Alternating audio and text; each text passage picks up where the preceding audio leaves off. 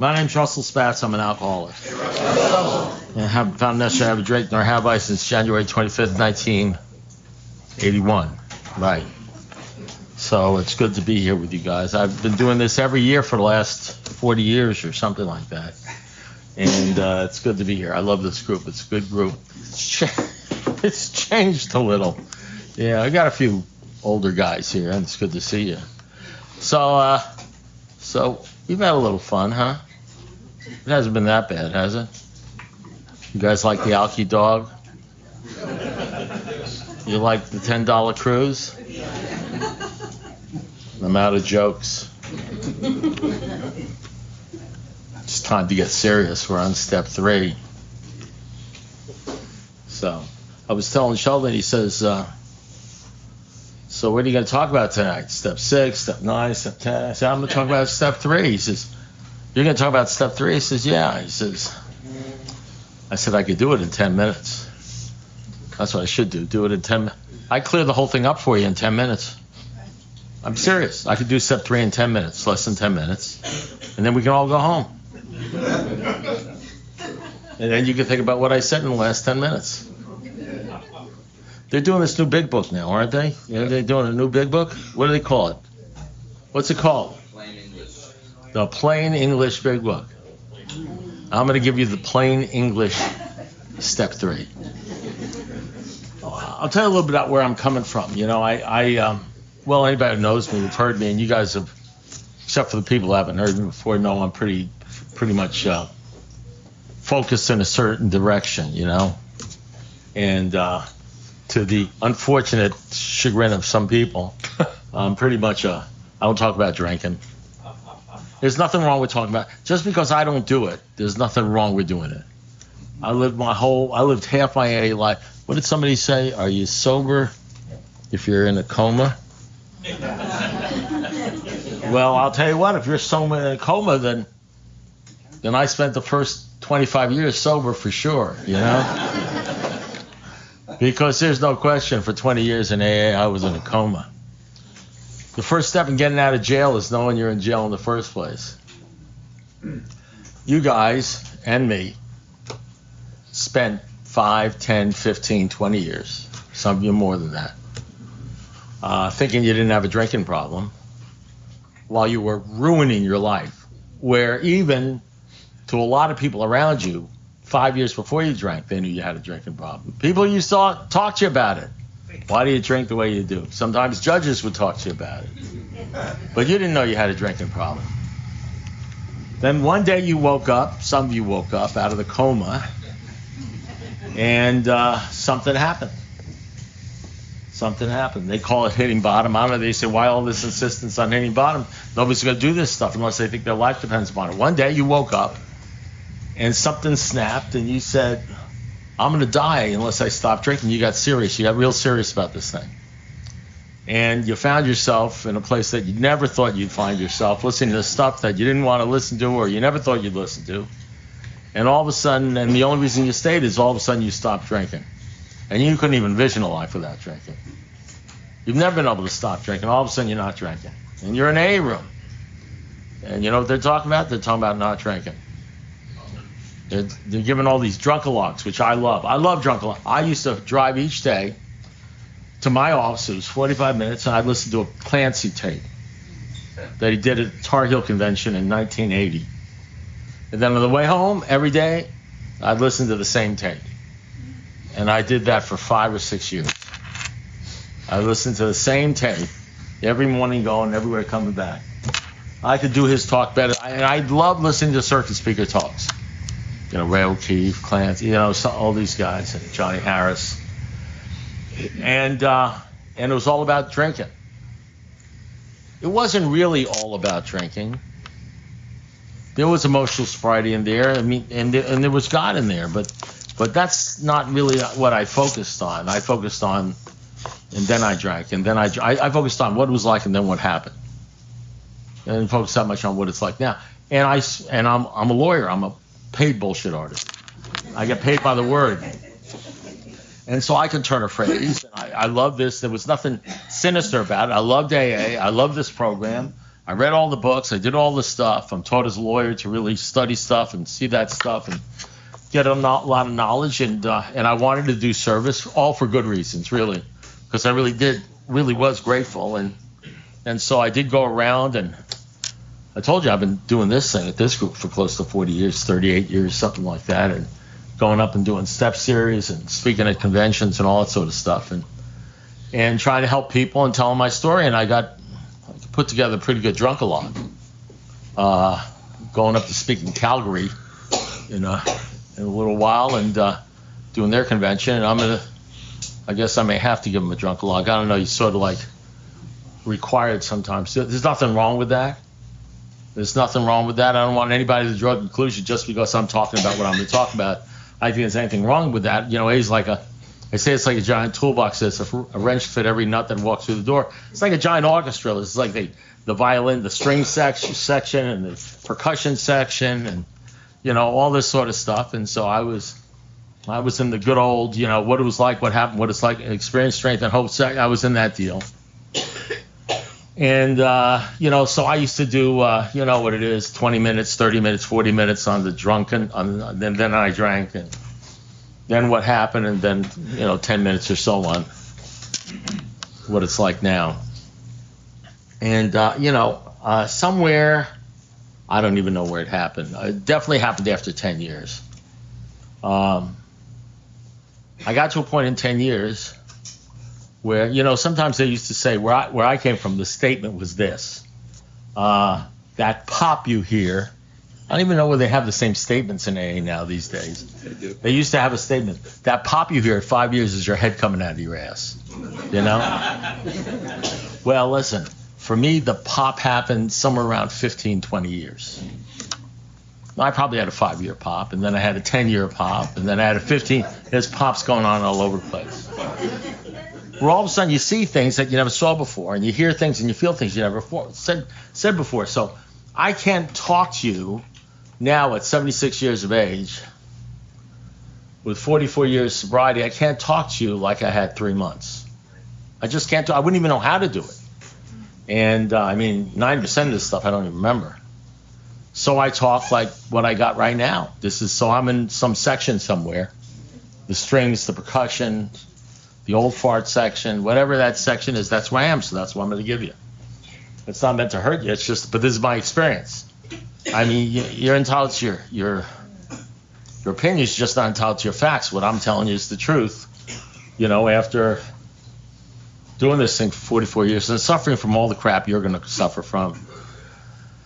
The broken hearts, the people that screw you over, the world that's like out of control, the money problems, the sex problems, the romance problems, all that stuff.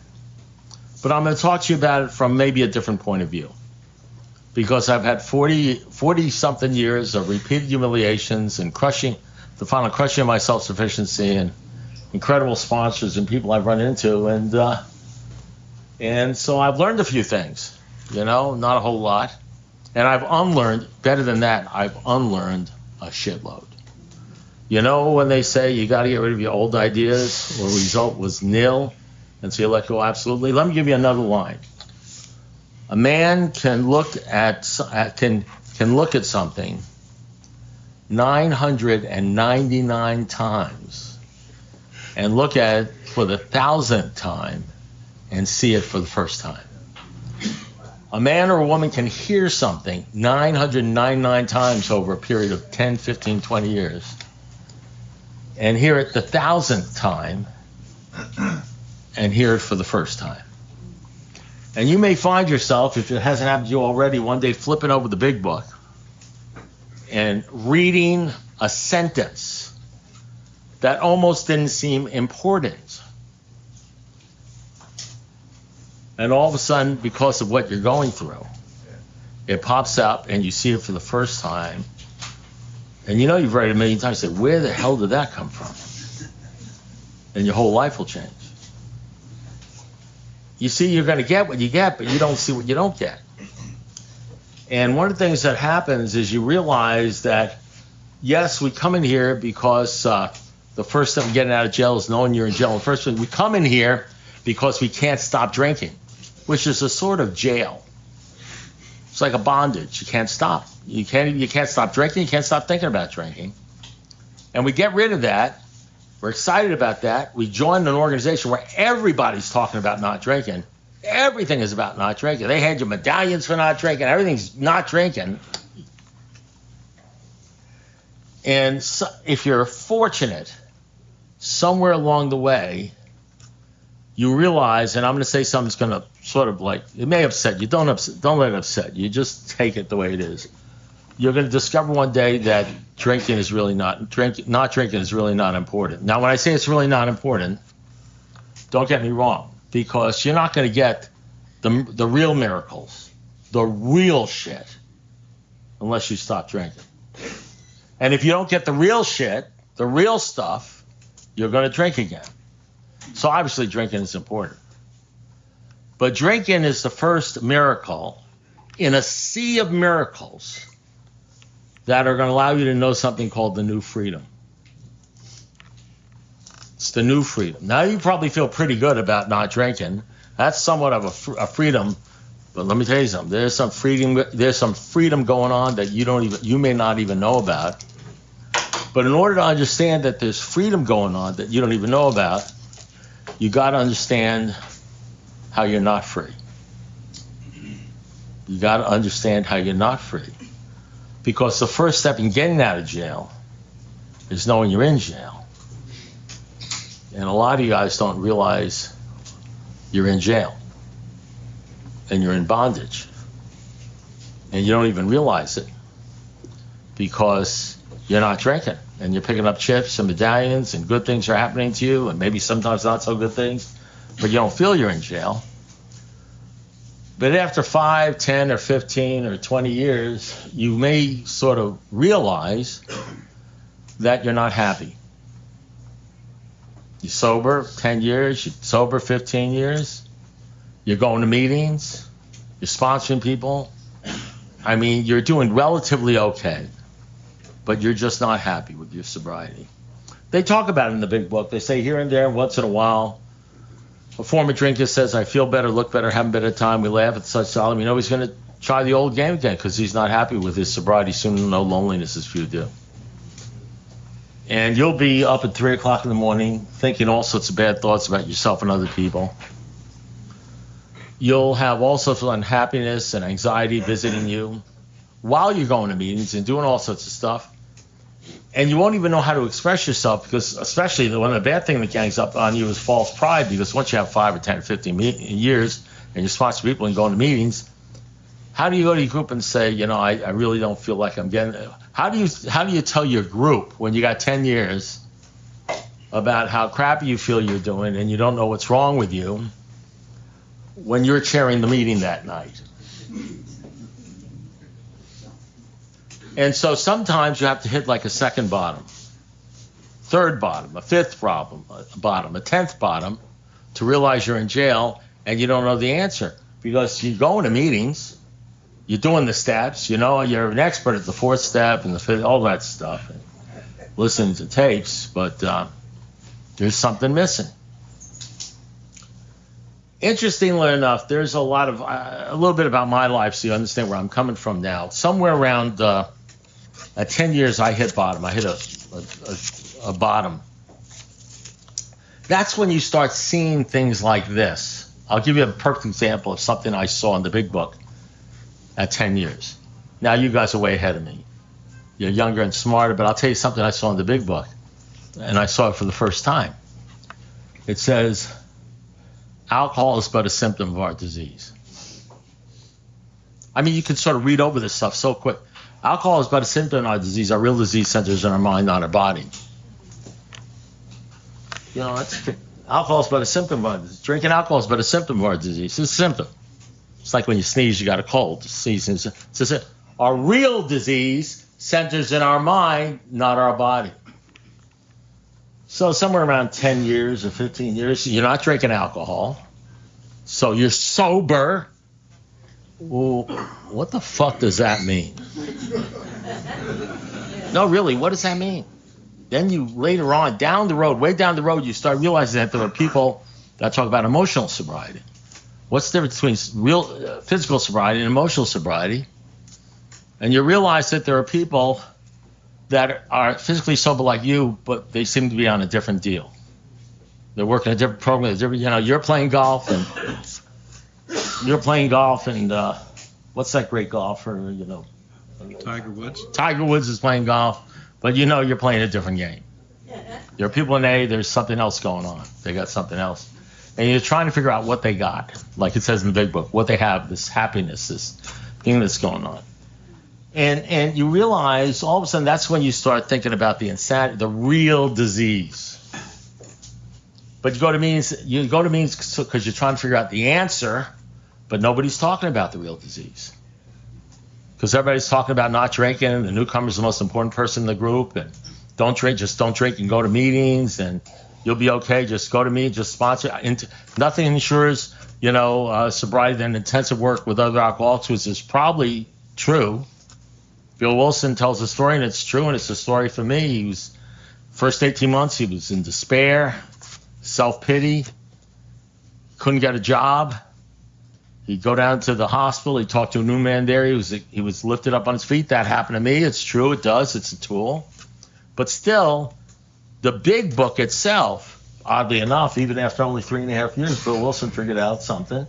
He put it in there. I believe it's divinely inspired. He didn't even understand what he was putting in there. He puts in this. He says, drinking is but a symptom of the disease. What does that mean? That's almost like saying drinking's not the big deal. When you say drinking's, it's almost like saying drinking is not important. Well, we know he doesn't mean that. We know drinking's important. But when he says drinking's but a symptom of the disease, the real disease is in our minds. So that's why I spend a lot of time, all the time, talking about the insanity, the thinking, the driving in a car, the lathering up in the shower, and all of a sudden you hear a voice that says you're an asshole, you ought to kill yourself. And there's nobody in the shower but you, and you're looking around to see who's saying that shit to you, and you're the only one there. And then you realize there's something happening inside of you that's you telling you who you really think you are. You see, all of a sudden you're 10, 15 years sober and you're still telling yourself you're a piece of shit.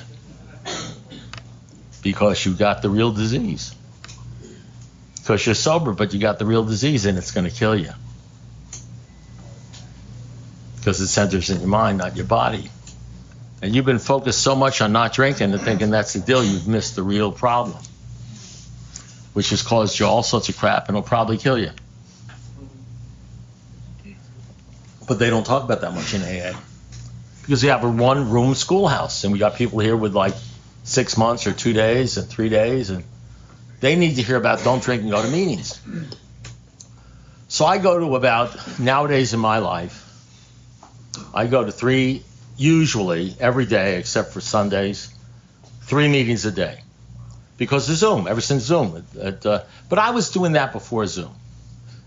And the meetings I go to for the last 4 or 5 years are meetings where they don't talk about drinking.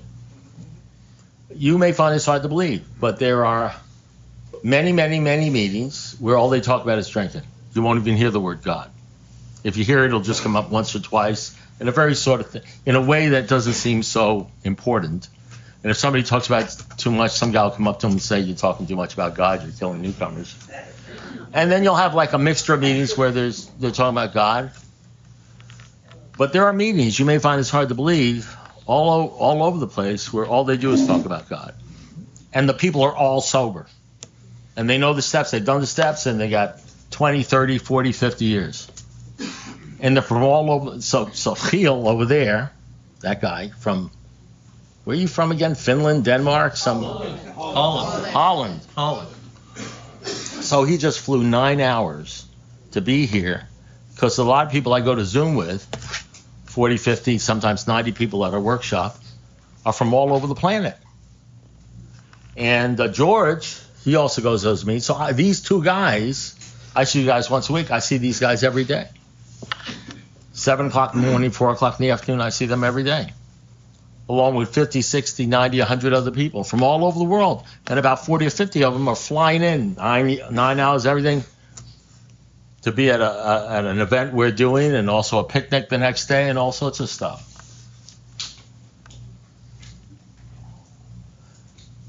And all they do is talk about God, 99% of the time. Obviously, if there's a new person have a drink, we'll talk to them. Afterwards, we talk to them about God. And every once in a while, somebody comes up to me and says, "Will you be my sponsor, or you can give me some help?" And I said, "Look, here's the meetings I go to. Why don't you hang out there and hang out with those people, because the fellowship of the Spirit that you hang out with is what you'll become." And they'll say this to me: "I don't do Zoom. I go to real meetings. I go to real meetings." So I go to meetings where they'll fly 9 hours to be here with those people. So you got to understand, my focus when I talk is going to be on God. Now, believe me, I have a PhD in our insanity, because I am one, and I can talk about drinking, and I can talk about a drunk log, but I'm going to talk about a faith log. I'm going to talk about faith.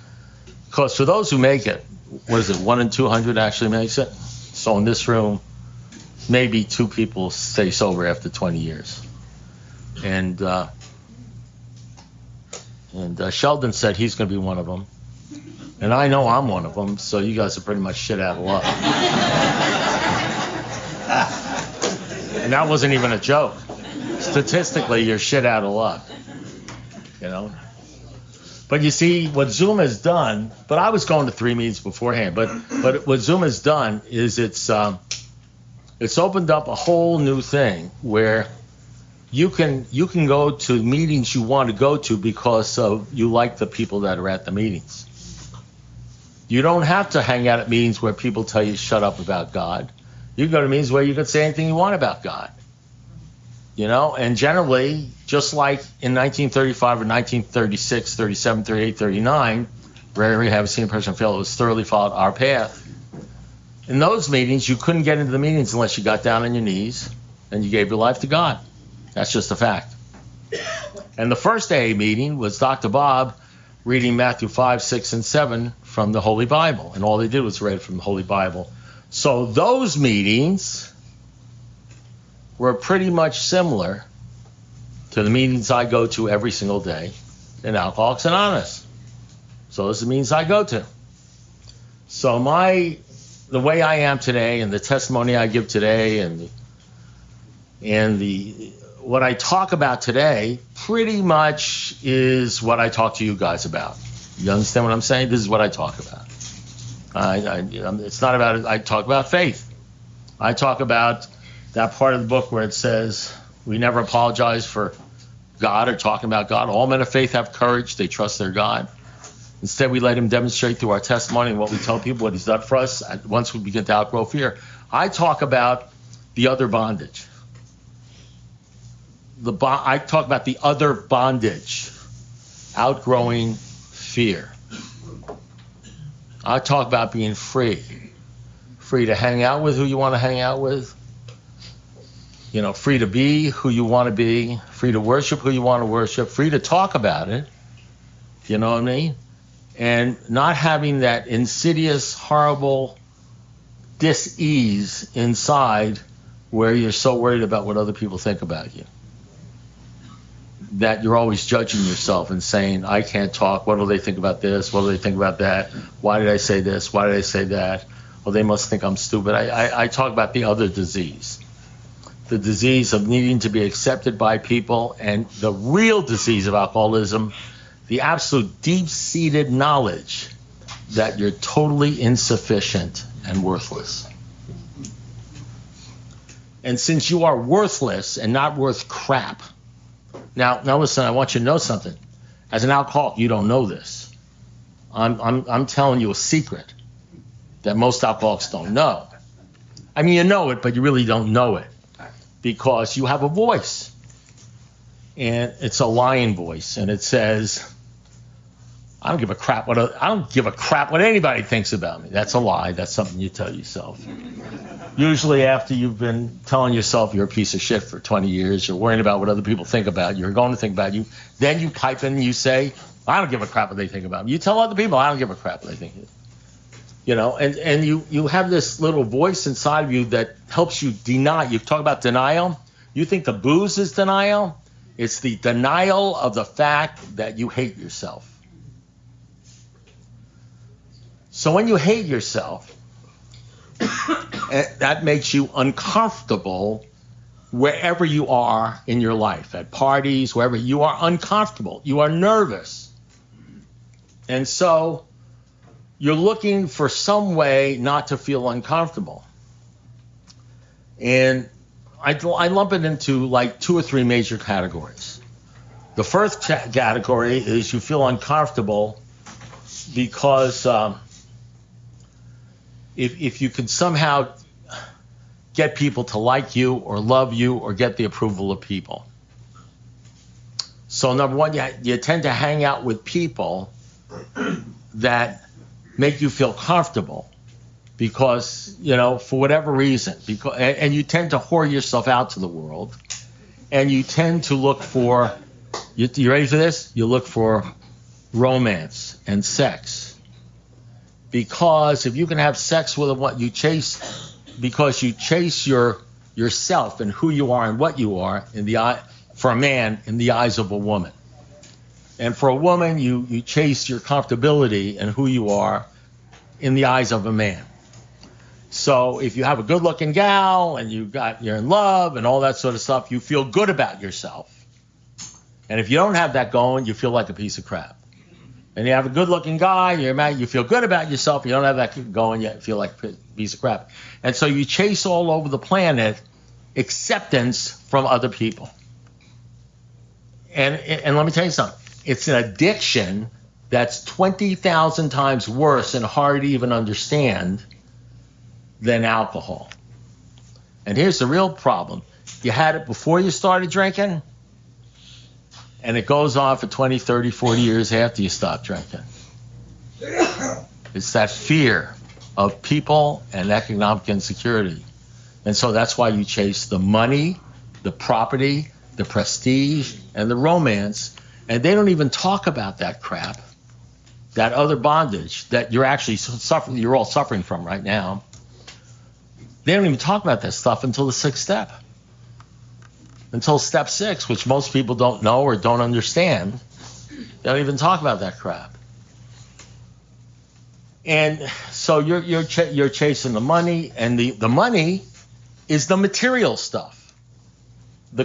So then you're chasing the things of this world, everything in this world, the money, the job, the vanity stuff. There's a great book in the Bible called Ecclesiastes, written by a real whack job, King David, who was after God's own heart, and then he screwed another guy's wife and he had him killed. He was crazy like we were. You know what I mean? And he wrote the Psalms and all that other stuff. And the first part of Ecclesiastes says, this is what it says, no, actually it's written by Solomon, I'm sorry. It says vanity, which was his kid. Vanity, vanity, all is vanity. The second thing is anything that has to do with vanity. How do I look? How much do I weigh? Am I handsome? Am I gorgeous? The material woman. How much money do I have in the bank? What's my car like? That's what you're thinking about. You're thinking about the scale, the bucks, the money, and that's another incredibly horrible addiction. That's why they lump them together. One of the promises, you'll lose fear of people and economic insecurity. And they're linked. One day something went really bad in this country about 20 years ago, and the mortgage crisis, and my house was being foreclosed on. I didn't worry so much about being homeless. I worried about what people would think if they knew my house was foreclosed on. You understand? I worried about what people would think if they knew I lost my job, if they knew how much money I had, or if they knew I was broke. That's a bondage. That's as bad as. And then there's the third thing. And you know something? You can have both things going on at the same time. Sober. Going on, and you usually do. And sometimes for the first 10 or 15, 20 years, you don't even know you got it.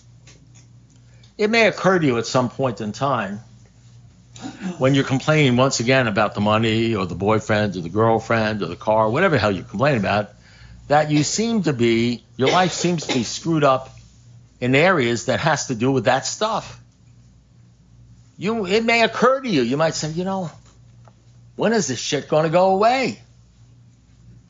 When am I going to stop? Well, I'm 20 years sober and I'm still worried about the money. I'm still worried about the girlfriend, the boyfriend, the this and that, and I'm alone. When is this stuff going to go away?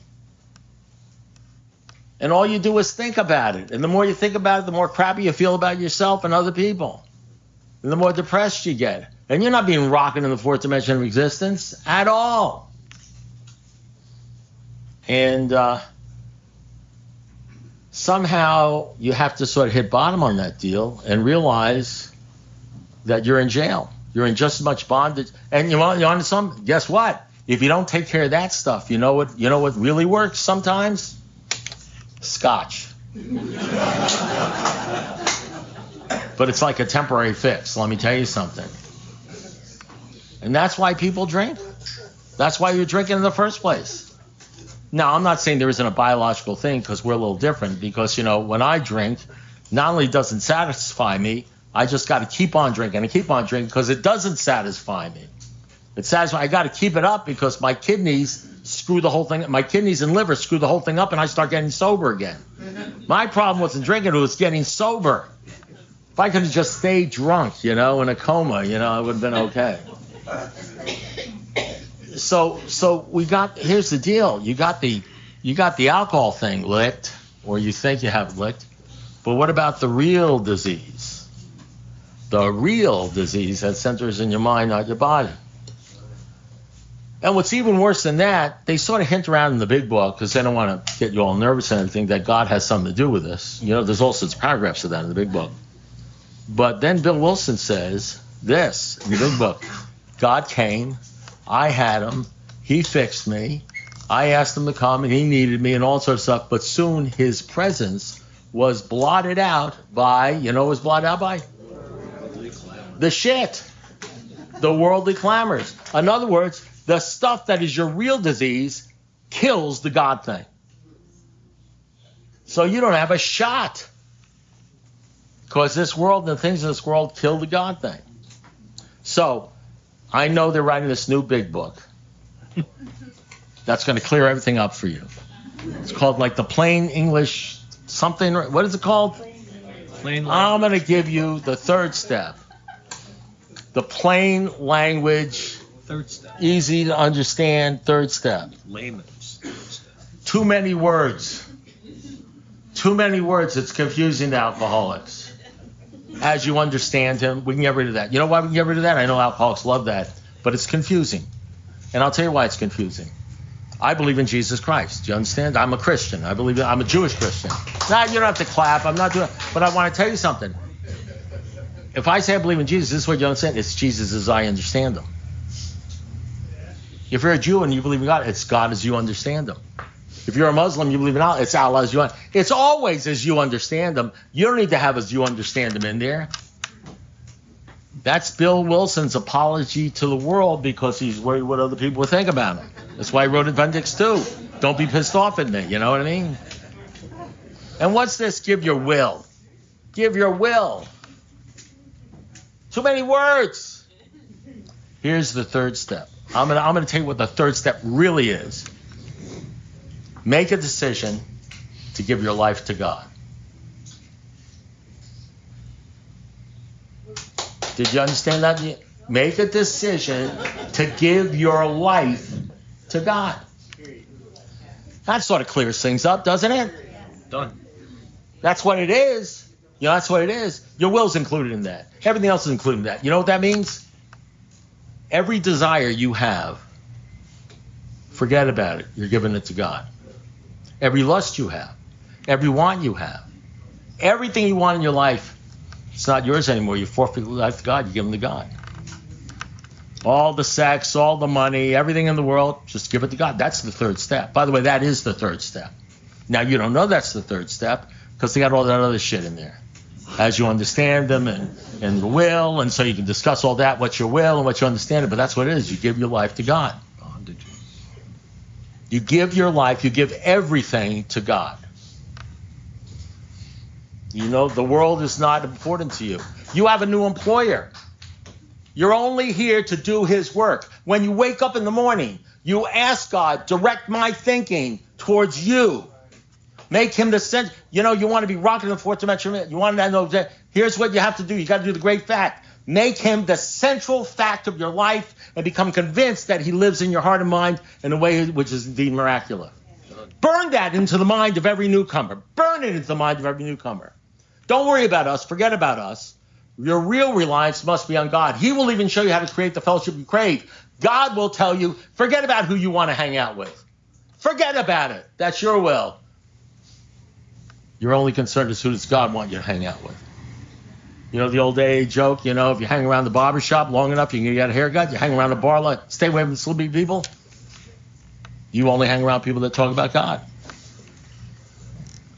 You know, it all depends upon your relation with God. You hang out with, so you'll meet some of us in the fellowship of the Spirit.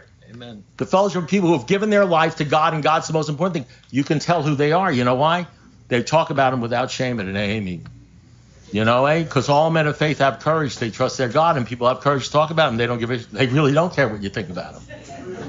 When you walk out of the room because you get mad at them, they're happy because they know they've done something that beats the shit out of you, and it's hit a nerve.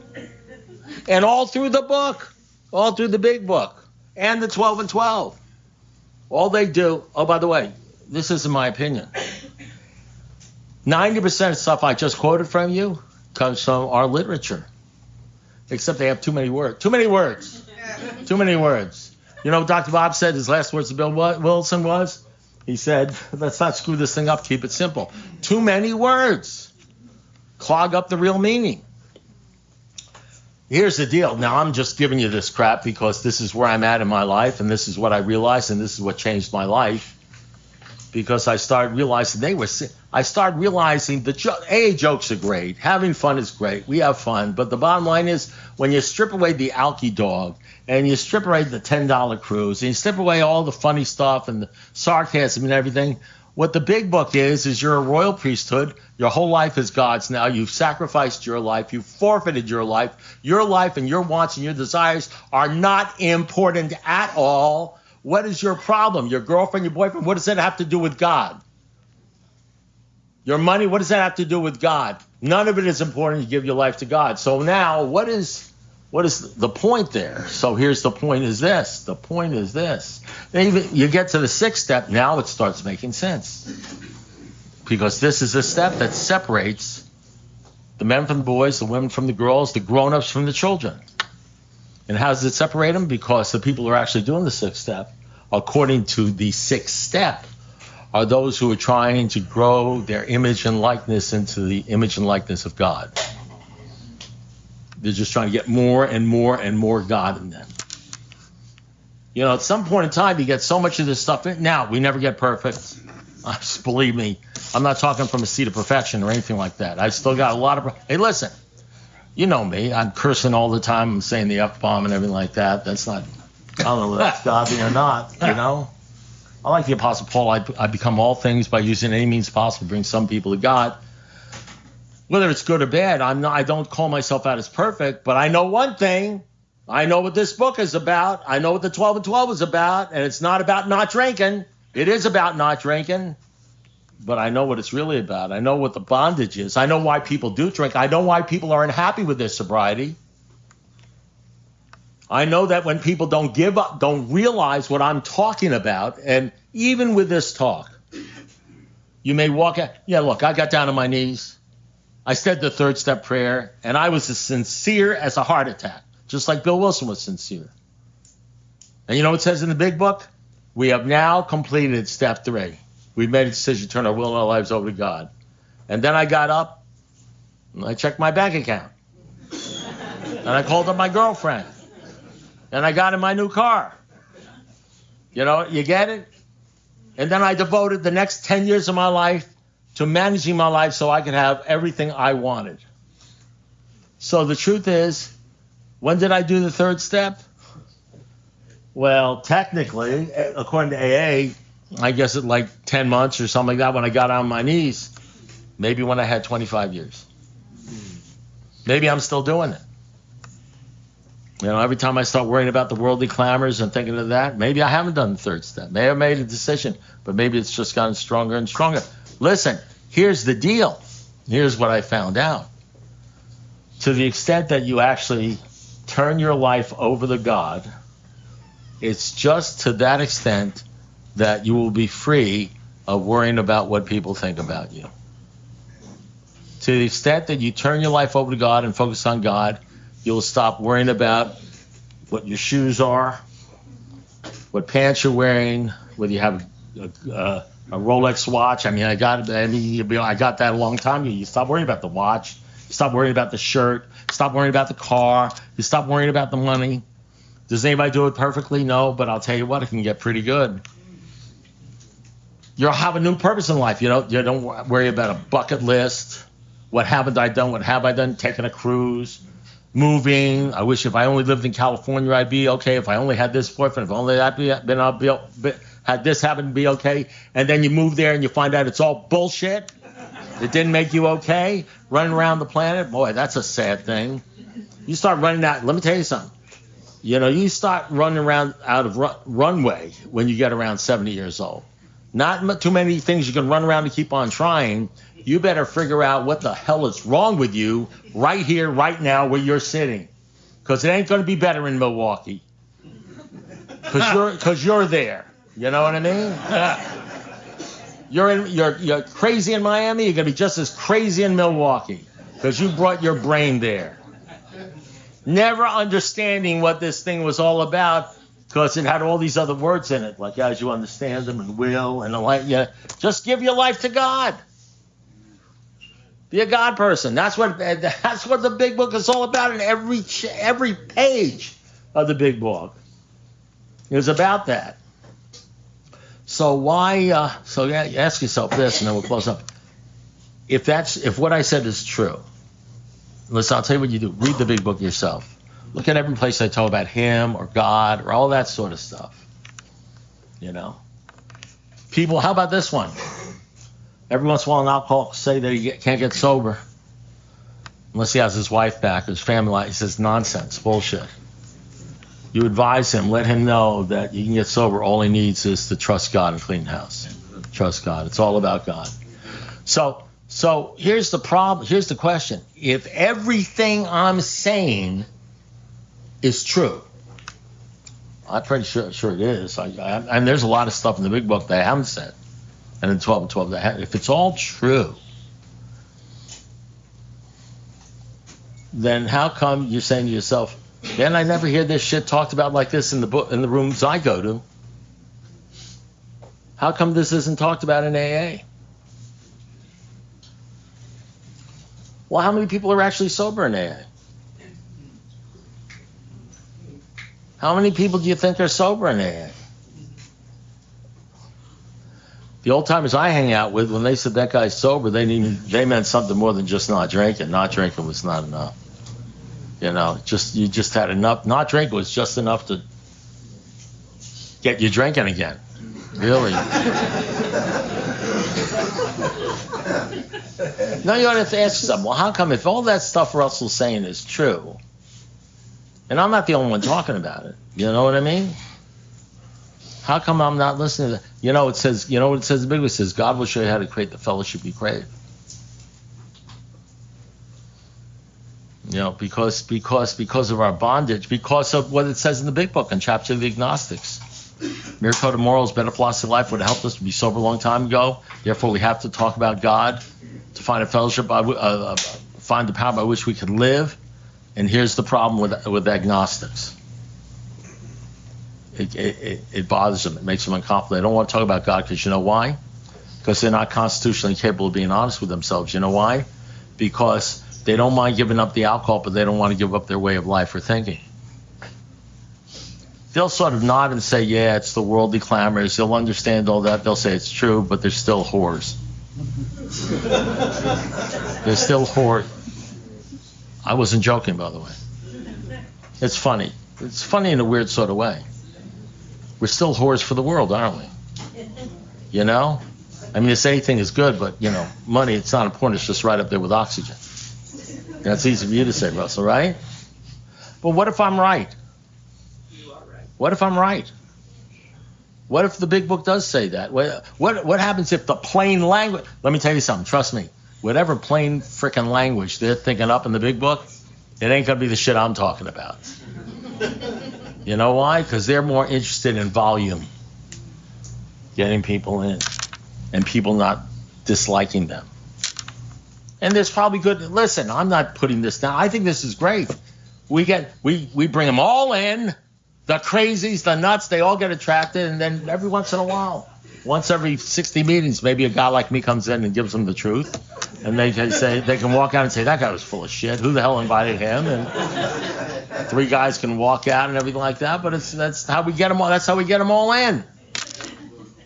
Selling them this. We do a bait and switch. Come on in. You won't drink. Your life will be wonderful. You're going to be great and everything like that. And they start dropping like flies. And every once in a while, somebody comes in and says something. You catch it. You know what I mean? You catch the deal.